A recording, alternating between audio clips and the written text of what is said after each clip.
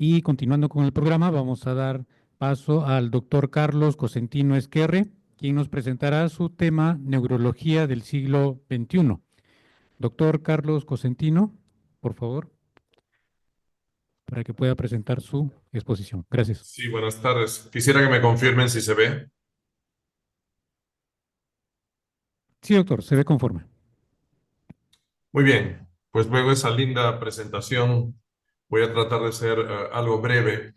Este es un foro de historia y resulta a veces un contrasentido poner el título de la neurología hacia el siglo XXI. Pero es que conociendo un poco el pasado, vamos a entender el presente y entendiendo el presente, más o menos uno puede intentar avisorar lo que podría pasar en los tiempos que vienen. La neurología, que es de lo que me compete hablar, no se creó de la noche a la mañana. La construcción de la neurología tomó siglos y es básicamente el inicio en el siglo XVII, cuando la neuroanatomía empieza a nacer, cuando se empiezan a identificar estructuras del sistema nervioso. Y probablemente el autor más importante de entonces es Thomas Willis, de la Escuela de Oxford en Gran Bretaña, en donde él no solamente identifica muchas estructuras, sino acuña por primera vez el término nervio y acuña por primera vez el término neurología, que es el estudio de los nervios. Y estamos hablando de esto hace más de 450 años. Pasa el siglo XVIII y el siglo XIX probablemente es el mejor siglo, el esplendor de la neuroanatomía. Y acá los alemanes dominaban el escenario, un montón de neuroanatomistas, de anatomistas alemanes que dieron pie a núcleos, a haces, a fibras, ¿no? Usándolos como epónimos, probablemente reconocen algunos de ellos. Y es en el mismo siglo XIX en donde empieza la nosología, en donde empieza a escribirse los primeros tratados de enfermedades del sistema nervioso. Es cierto que el primer tratado al respecto lo escribió un alemán, que fue Romberg, pero los británicos dominaron esta elaboración de libros de enfermedades neurológicas o enfermedades del sistema nervioso en el siglo XIX. Pero la semiología neurológica, esta linda semiología, ¿no?, que muchos alaban, nace realmente, creo yo, en París, en la segunda mitad del siglo XIX, con el Hospital de la Salpêtrière, en donde llega este personaje que muchos de ustedes recordarán, Jean-Martin Charcot. Llega en 1862 y literalmente en 8 años de trabajo arduo, minucioso, describe y construye lo que se denomina la neurología. Bueno, se la denominó el padre de la neurología moderna, pero 150 años después ya no podemos hablar de neurología moderna. Digamos que fue el creador de la neurología, literalmente como se conoce hasta el día de hoy. Pero la importancia de este personaje de Charcot no solamente fue eso, su sapiencia clínica, sino que la Facultad de Medicina de la Universidad de París le crea una cátedra de enseñanza universitaria, le crea la cátedra de la clínica de enfermedades del sistema nervioso, siendo esta la primera cátedra a nivel mundial en el ámbito hospitalario. Y es a partir de ese momento en donde la neurología empieza a ser reconocida como, no solo como una disciplina a enseñarse, sino como una disciplina ya individualizada y separada de la medicina interna. Desde el punto de vista de la academia, es decir, ya los especialistas empiezan a reunirse y empiezan a publicar trabajos, estudios, observaciones en revistas especializadas. Que claro, al día de hoy debe haber decenas o centenas de revistas de neurociencias, pero estas dos fueron las pioneras. El Journal of Nervous and Mental Disease, que curiosamente empieza en Estados Unidos en 1876 y 2 años después la famosísima hasta hoy revista Brain, que probablemente es la revista de más alto factor de impacto en el ámbito de la neurología.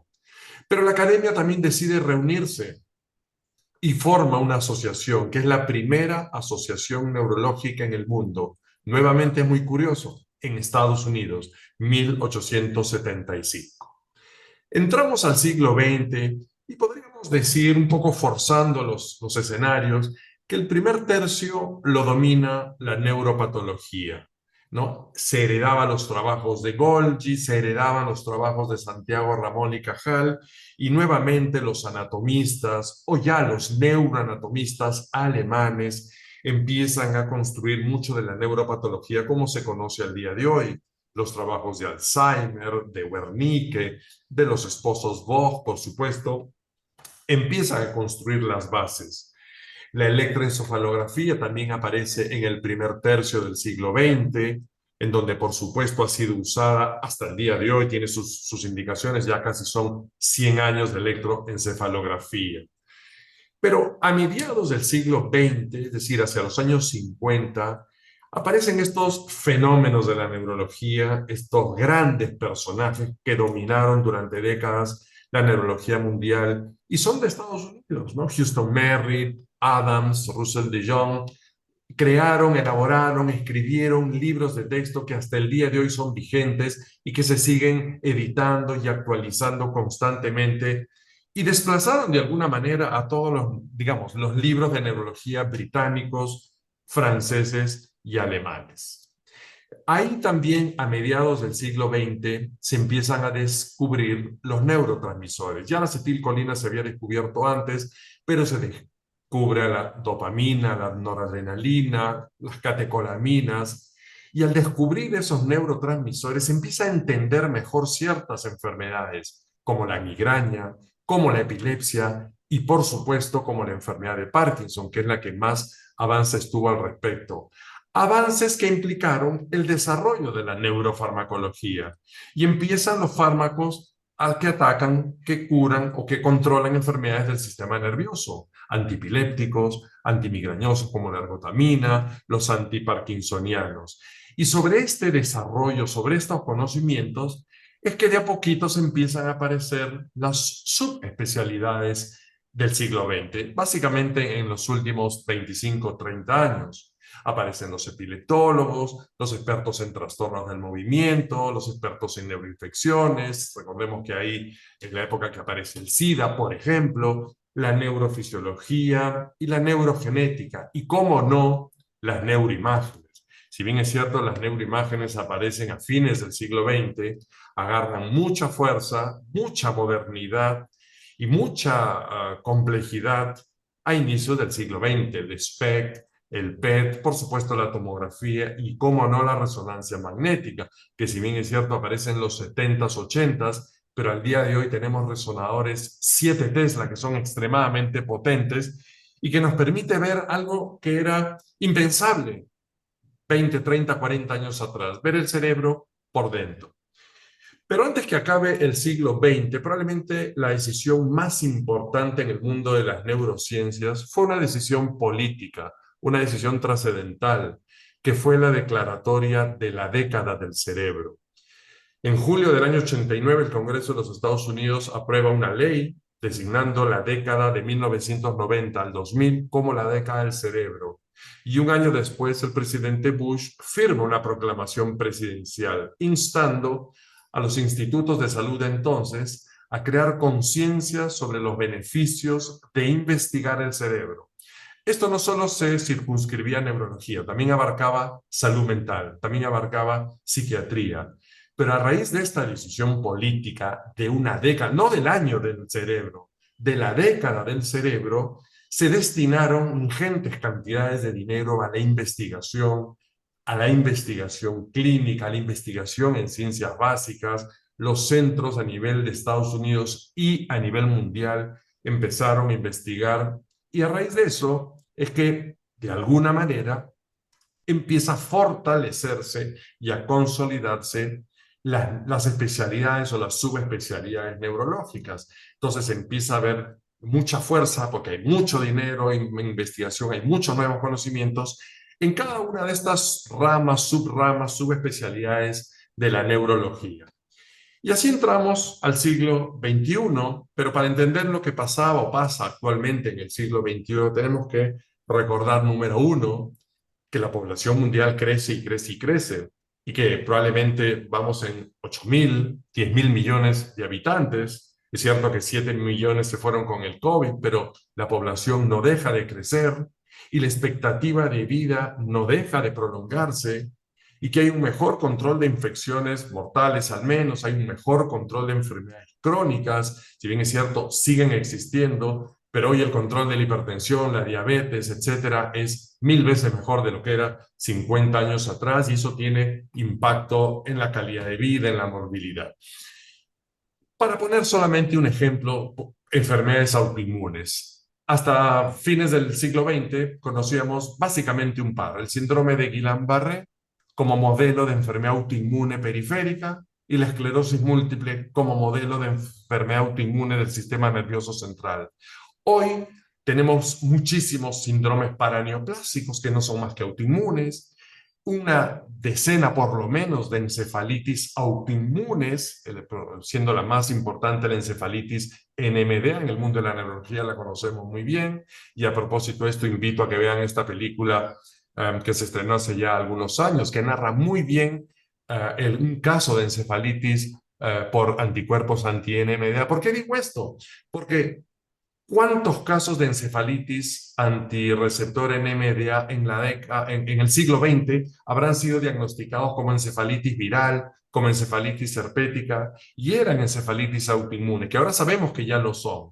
Entonces esto dio pie a que se empiecen a dosar anticuerpos novísimos, anticuerpos insospechados años atrás, al uso de inmunosupresores, plasmaféresis y el uso de anticuerpos monoclonales, que se usan en muchas ramas de la neurología y en muchas ramas de la medicina. Pero esto era impensado 25 o 30 años atrás.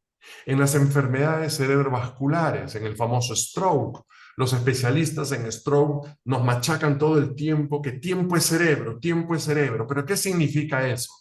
Que mientras más rápido actuemos ante un stroke, mejor se salvará la vida y la calidad de vida de los pacientes.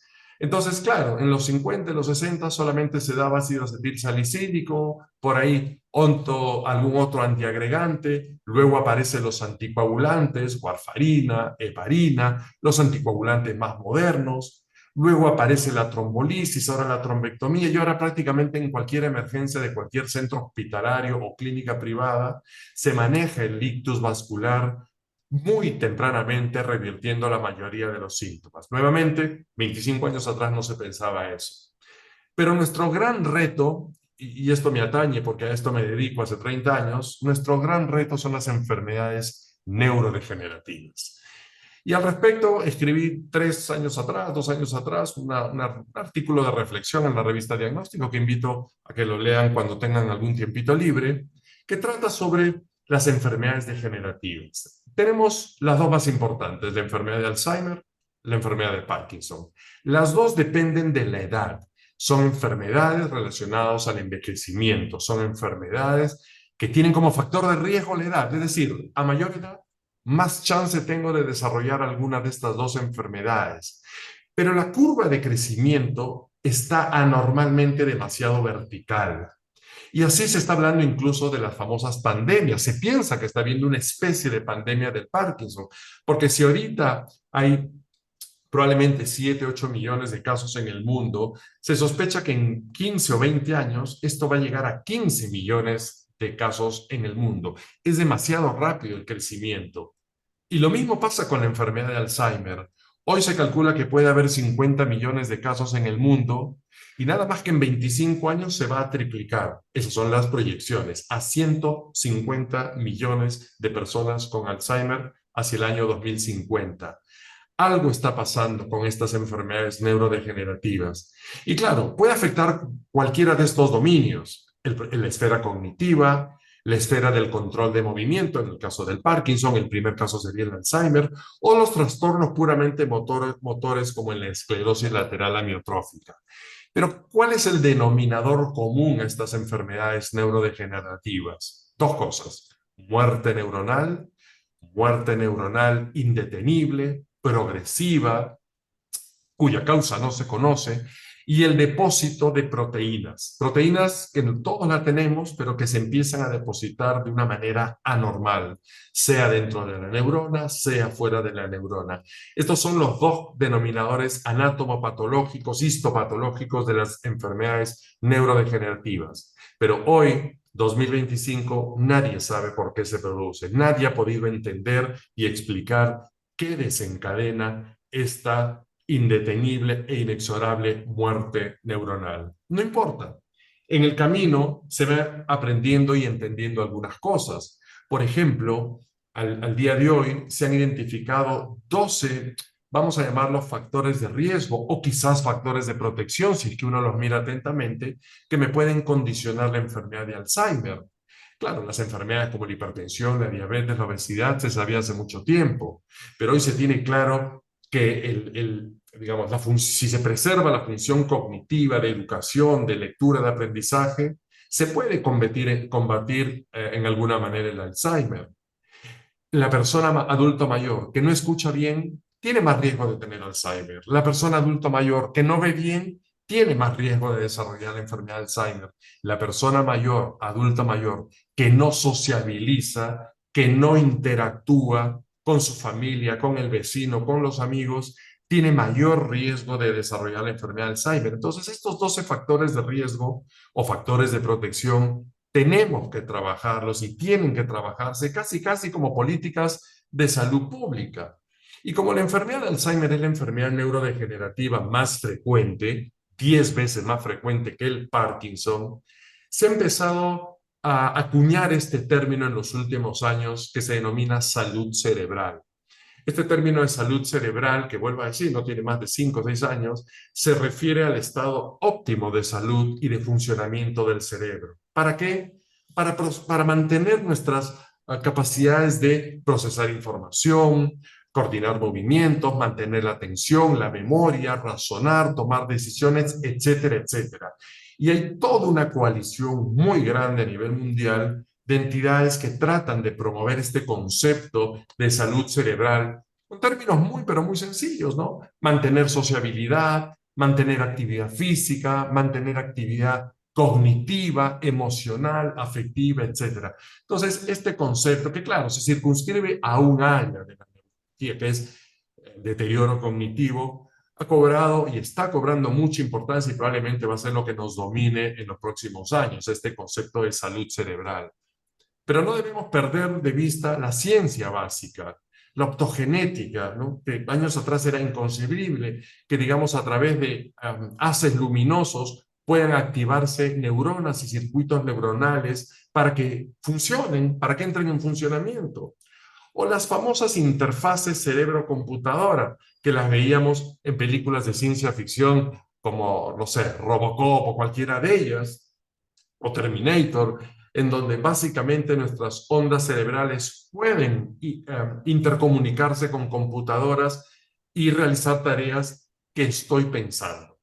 Y ni qué decir de la inteligencia artificial, es una realidad, no podemos cegar, no podemos decir que no existe, la inteligencia artificial puede ayudarnos y de hecho está ayudando tremendamente a analizar datos simples y datos complejísimos, y está ayudando probablemente a tomar decisiones mejores a los médicos, decisiones diagnósticas, decisiones de tratamiento, decisiones en relación a emitir pronósticos.